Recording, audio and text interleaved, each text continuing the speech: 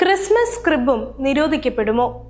പൗരസ്ത്യ സഭയുടെ പാരമ്പര്യത്തിൽ ഉൾപ്പെടുന്നില്ലെന്ന് അവകാശപ്പെട്ടുകൊണ്ട് ദിവ്യകാരുണ്യ ആരാധന, ജപമാല, ഭക്തി തുടങ്ങിയവയെ സീറോ മലബാർ സഭയിൽ നിരുത്സാഹപ്പെടുത്തിക്കൊണ്ടിരിക്കുകയാണ്. ലോകമെങ്ങും ക്രിസ്മസ് ആഘോഷങ്ങളിൽ പ്രമുഖ സ്ഥാനം പുൽക്കൂടിന്റെ പ്രതിഷ്ഠാപനത്തിന് കാണുന്നു.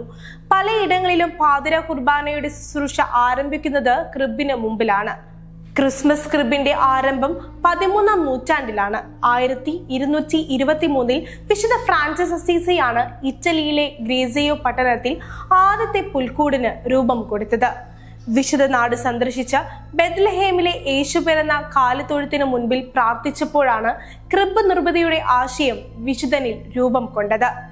ദരിദ്രനിൽ ദരിദ്രനായി പിറന്ന യേശുവിനെ അനുസ്മരിക്കാനും ധ്യാനിക്കാനും ക്രിസ്മസ് കാലത്തെ ക്രിബുകൾ ഏറെ സഹായിക്കുന്നു.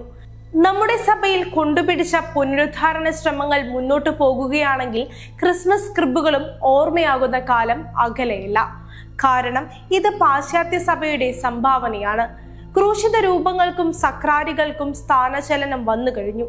സാർവത്രിക സുനഹദോസായ 2-ാം വത്തിക്കാൻ കൗൺസിലിന്റെ നവീകരണ ചൈതന്യത്തെ പടിക്ക് പുറത്ത് നിർത്തി പുനരുദ്ധാരണം മാത്രം അജണ്ടയാക്കുമ്പോൾ അടിച്ചേൽപ്പിക്കൽ നയവും ഇതോടൊപ്പം കാണുന്നു.